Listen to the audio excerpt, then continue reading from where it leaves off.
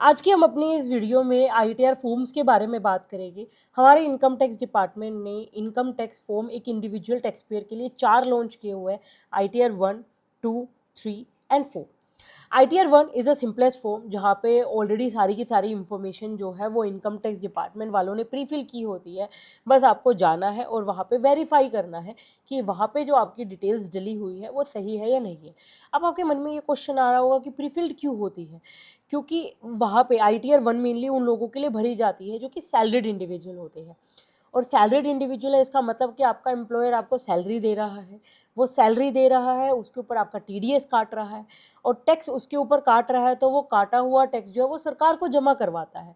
और सरकार को जमा करवाने के साथ साथ उसका पूरा ब्यौरा जो है वो टीडीएस रिटर्न के थ्रू सरकार को जमा करवा देता है। इनकम टैक्स डिपार्टमेंट के पास हर एक इंफॉर्मेशन पहुंच जाती है कि ये कंपनी है, इस कंपनी ने अपने इस एम्प्लॉय की जो है वो सैलरी इतनी इतनी देते हैं और उसके ऊपर इतनी इतनी जो है वो टैक्स की डिडक्शन करते हैं, टैक्स काटते हैं। तो जब इनकम टैक्स डिपार्टमेंट वालों के पास सारा डेटा पहुंच ही गया तो उन्होंने ये फैसिलिटी भी एक इंडिविजुअल टैक्स पेयर के लिए कर दी है कि आपको जो भी हमारे पास अवेलेबल इंफॉर्मेशन है वो हमने आपकी पहले से ही रिटर्न में डाल दी है। आप बस वहाँ जाइए और उसको चेक कर दीजिए, एक वेरीफाई कर दीजिए कि सही है या नहीं है। तो आईटीआर 1 मेनली किसके लिए होती है? सैलरीड इंडिविजुअल की होती है। तो साइड बाय साइड जो है वो मैं आपको पीपीटी भी दिखाना चाहूँगी, पीपीटी में पढ़ाना चाहूँगी, क्योंकि जो भी हम बोलते हैं वो मैंने सब कुछ लिखा भी हुआ है ताकि आपको कुछ ऐसा ना लगे या फिर आपको ऐसा ना लगे कि मुझे कुछ लिखूँ, मैं कुछ लिखूँ या ना लिखूँ। नहीं, सब कुछ लिखा हुआ है, आप सिर्फ सुनिए, समझिए, क्योंकि इनकम टैक्स को समझना है और याद करना है। लिखने की इतनी ज़रूरत नहीं है, मेनली मैंने सब कुछ अपनी क्लासेस में कवर किया है, आपको सिर्फ समझना है और याद करना है। तो आईटीआर 1 मेनली किन लोगों के लिए होती है? ये आईटीआर 1 को सहज भी बोला जाता है और ये मेनली उन लोगों के लिए होती है जिनको सैलरी से इनकम आती है, किसी एक हाउस प्रॉपर्टी से इनकम आती है। वन हाउस प्रॉपर्टी आपके पास हो, वहाँ से आपको रेंटल इनकम आ रही हो या फिर आपने उसके ऊपर लोन ले रखा हो तो आपने डिडक्शन क्लेम करनी हो। आपको अदर सोर्सेज से इनकम आ रही हो, अदर सोर्सेज मतलब इंटरेस्ट इनकम, मेरा बैंक में पैसा पड़ा हुआ है, मेरे को उसके ऊपर इंटरेस्ट इनकम हो रही है, या मैंने कुछ शेयर्स वगैरह खरीद रखे हैं, मेरे को वहाँ से डिविडेंड इनकम आ रही है।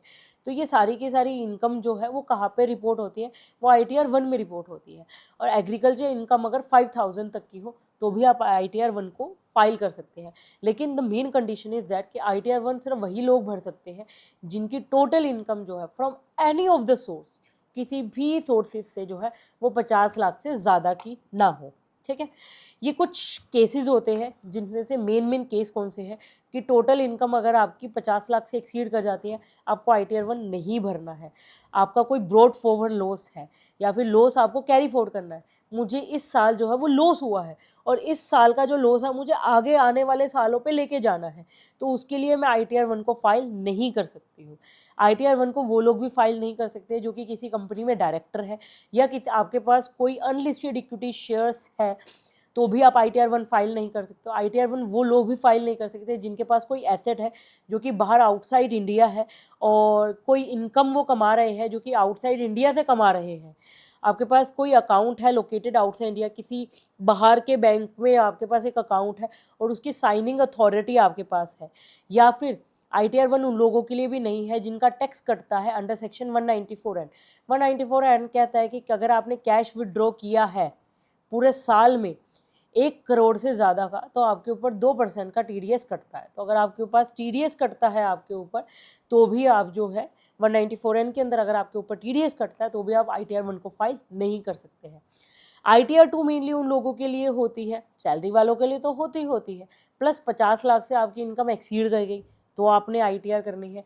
आपके पास एक से ज़्यादा हाउस प्रॉपर्टी है तो आप आईटीआर 2 को फाइल कर सकते हैं। कैपिटल गेन आपके पास हो चुका है तो इसका मतलब कि आईटीआर 1 वो फाइल नहीं कर सकते जिनके पास कैपिटल गेन होता है। अगर आपके पास सैलरी के साथ साथ कैपिटल गेन आ चुका है, capital gain in the sense कि मैंने कुछ मार्केट में डीलिंग की, मार्केट में शेयर खरीदे और उसको कुछ टाइम रख के बेच दिया, कुछ टाइम शॉर्ट टर्म भी हो सकता है और वो लॉन्ग टर्म के लिए भी आप उसको होल्ड करके रख सकते हो। मतलब मार्केट से मैंने कुछ खरीदा और उसको बेच दिया, या मेरे पास कोई प्रॉपर्टी थी उसको खरीदा और उसको बेच दिया कुछ टाइम के बाद, तो मेरे को वहाँ से ना कैपिटल गेन हो रहा है। तो अगर आपको कैपिटल गेन की इनकम होती है तो भी आप आईटीआर 2 फाइल कर सकते हो। फॉरेन एसेट्स या फॉरेन से कोई इनकम हो रही है तो भी आप कर सकते हो, या आप एज एन एनआरआई हो या RNOR भी हो, ये आपको RNOR समझ में नहीं आया, वो तभी समझ में आएगा जब आप क्लासेस में जाओगे, हमारी कम्प्रीहेंसिव क्लासेस लोगे। Can be filed by individual with ESOPs, क्योंकि हमारे आसपास ना जनरली वो लोग होते हैं जो कि रेजिडेंट होते हैं, तो हमें NRIs की इनकम का ज़्यादा नहीं करना, बट NRIs की इनकम भी हमें पता होनी चाहिए कि उनको कहाँ से होती है। तो can be filed by an individual with ESOPs from foreign employ.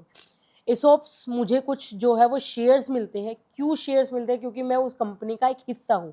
तो मेरे पास फॉरेन कंपनी है, फॉरेन कंपनी ने, फॉरेन एम्प्लॉयर्स ने मेरे को ESOPs दिए हैं। तो अगर मेरे को फॉरेन कंपनी के ESOPs मिले हैं, शेयर्स मिले हैं मुझे, तो भी मुझे ITR 2 को ही फाइल करना होगा।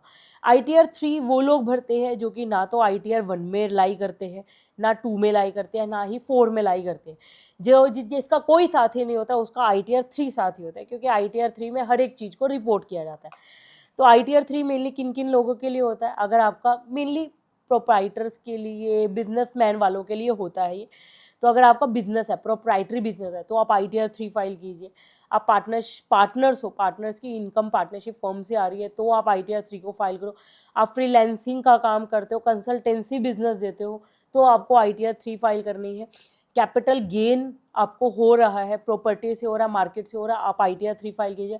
हाउस प्रॉपर्टी से हो रहा है, 1 है, 2 है, 3 है, 4 है, कोई मतलब नहीं है, जितनी है उतना अपना रिपोर्ट करो ITR 3 में। और फॉरेन इनकम या फॉरेन एसेट्स हो। ITR 2 ITR 3 से कितना अलग है? क्योंकि यहाँ पे बिजनेस इनकम आ जाती है। अगर आपकी बिजनेस इनकम है या प्रोफेशनल इनकम है, तो आप ITR 3 को फाइल कीजिए। Professional income, business income, freelancing, consultancy, any type of business, F&O, speculative income, जो भी आपकी इनकम है, वो सारी की सारी ITR 3 में फाइल होती है। और ITR 4 at the and small businesses वालों के लिए होता है, जो कि प्रिजम्पटिव टैक्सेशन के अंदर लाई करते हैं। प्रिजम्पटिव टैक्सेशन में वो लोग लाई करते हैं जिनको अपनी बुक्स ऑफ अकाउंट्स को मेंटेन करने की ज़रूरत नहीं होती। मुझे लगता है मैं छोटा मोटा व्यापारी हूँ, मैं अभी आपको लिमिट नहीं बता रही हूँ, बट मैं समझाना चाह रही हूँ कि मैं एक छोटा व्यापारी हूँ, मैं अपनी बुक्स को मेंटेन नहीं करती हूँ। मेरे पास कभी 100 रुपये की कमाई हो रही है, तो कभी 400 रुपये की कमाई हो रही है, कभी 1000 की सेल हो रही है, तो कभी 3000 की सेल हो रही है, लेकिन मैं बुक्स ऑफ अकाउंट्स को मेंटेन नहीं करते हैं हम। तो अगर आप मेंटेन नहीं करना चाहते हो बुक्स ऑफ अकाउंट को, तो आप प्रिजम्पटिव टैक्सेशन के अंदर आते हो। इसके अंदर सरकार ने एक लिमिट रखी हुई है कि आप इस लिमिट, मतलब 8% और 6% की लिमिट रखी हुई है कि आप इस लिमिट से ऊपर ऊपर अपना प्रॉफिट दिखाइए, नीचे प्रॉफिट मत दिखाइए। क्योंकि कम से कम हम ये मान के चलते हैं कि 8% या 6% का प्रॉफिट, दोनों की अलग अलग कंडीशंस है कि 8% का भी या 6% कंडीशन, वो हम आपको बाद में बताएंगे अपनी क्लासेस में। लेकिन प्रिजम्पटिव टैक्सेशन का ये मतलब होता है कि आपको बुक्स ऑफ अकाउंट्स को मेंटेन नहीं करने हैं और आप एक लिमिटेड प्रॉफिट को कमा रहे हो। तो ITR 4 उन लोगों के लिए होते हैं जो कि प्रिजम्पटिव टैक्सेशन के अंदर लाई करते हैं। 44 AD, AE, ADA में अपनी इनकम कमाते हैं, जो कि 50 लाख तक अपनी इनकम कमाते हैं, भले ही वो सैलरी से हो, one house property, other sources, agriculture और लॉन्ग टर्म कैपिटल गेन।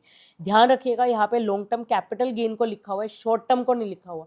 तो अगर आपको शॉर्ट टर्म कैपिटल गेन हो रहा है तो आप ITR 4 फाइल नहीं कर सकते हो, तब आपको अपने ITR 2 में ही जाना होगा। ठीक है। तो फ्रीलांसर्स भी अपनी जो है वो ITR 4 को यूज़ कर सकते हैं अगर डिक्लेयर्ड प्रिजम्पटिव है।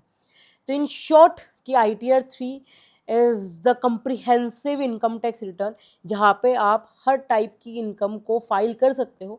बाकी ITR 1, 2 एंड 4 की अपनी अपनी कंडीशन है कि वहाँ पे आप कुछ लिमिट तक ही अपनी इनकम को डाल सकते हो। अदरवाइज किसी में भी आप लाई नहीं करते हो तो आपको ITR 3 में ही जाना है। ठीक है।